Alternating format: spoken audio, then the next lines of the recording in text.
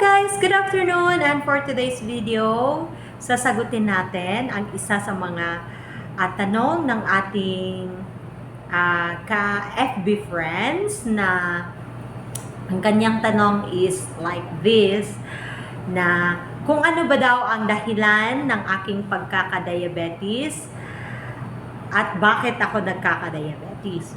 So, yun na nga guys, actually, yung diabetes ko is nakukuha ko sa father side and sa mother side.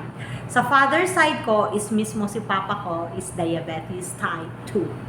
So, si papa ko is type 2 diabetes, and praise the Lord and praise God, my father is diabetes free now.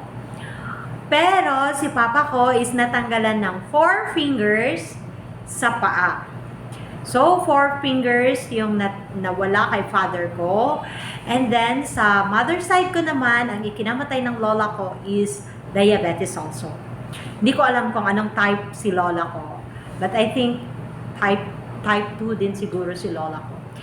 And yun na nga guys, actually even hereditary, marireverse siya. Kasi bakit?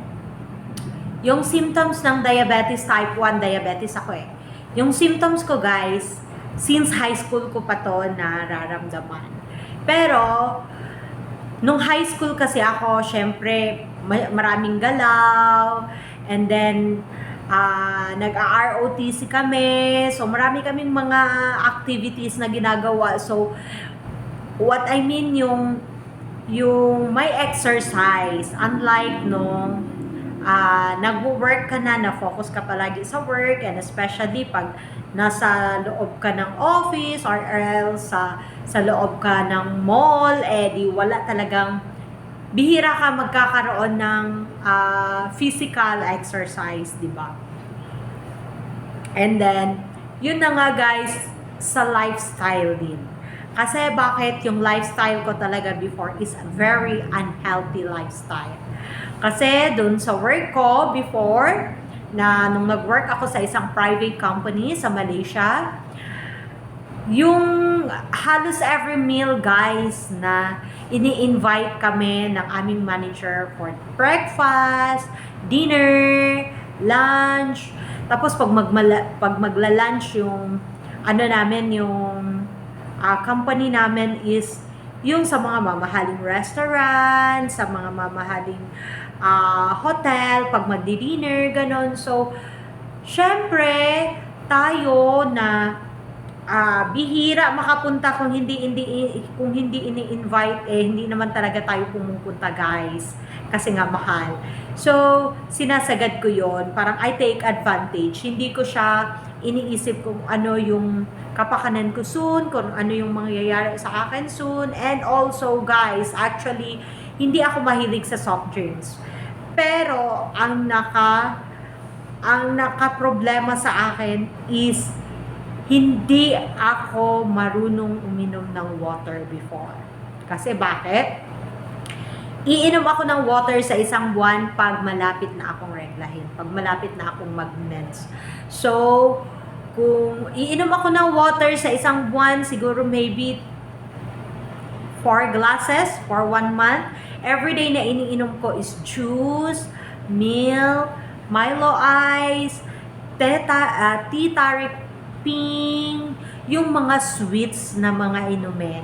Sa soft drinks, hindi ako masyado. If soft drinks man lang, pag nasa Malaysia yung 100 plus, para siyang energy drink. Pero still pa rin, may ano pa din siya. May soda pa rin siya. And also guys, before, pag iinom ako ng water, nasusuka talaga ako kasi hindi ako marunong uminom ng water. Kaya sa mga parents dyan, sa mga kabataan dyan, mas mabuti ang water na inumin nyo kaysa mga matatamis. And also guys, nung pumutok ang milk tea, doon talaga ako napuruhan sa milk tea. Kasi bakit? Yung milk tea, ginagawa ko na siyang water. And every time makakakita ako ng milk tea, para akong aswang na naglalaway talaga ako guys. Kasi ang sarap-sarap ng milk tea. Yun pala ay makakatamis, hindi lang sa katawan, pati sa dugo, tumatamis yung dugo. So, pag tumatamis na yung dugo, nagkakaroon na ng DKA. So, pag ma-DKA na, going to chooks to go na. So, kaya guys, advice ko sa mga kabataan ngayon, hindi man siya madaling i-stop yung pag-inom ng mga matatamis or yung mga soft drinks. But guys, idahan-dahan nyo na siya. The better na i-practice nyo ang water. Water, every time water, water, water, water. If ever na mag-juice kayo, yung fresh juice, yung mga fruit juice talaga na pure katas ng juices. Yun talaga ang the better.